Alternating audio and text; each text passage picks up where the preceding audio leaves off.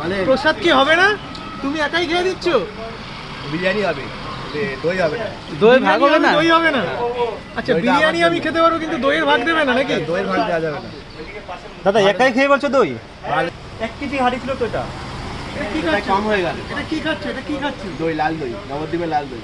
নবদ্বীপের লাল দই। এ বাবু কতটা ছিল এখানে? জানি না, ভালোবেসে নিয়েছি কিন্তু তোমরা যাচ্ছ তাই খেয়ে। এই পুরোটাই খেয়ে নিলে?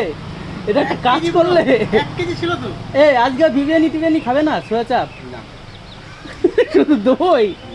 কি বলছো তুমি? শুধু দই খেলেই হয়ে যাবে? তাহলে আরেকটা ভাড় আছে, আরেকটা ভাড় কি হবে?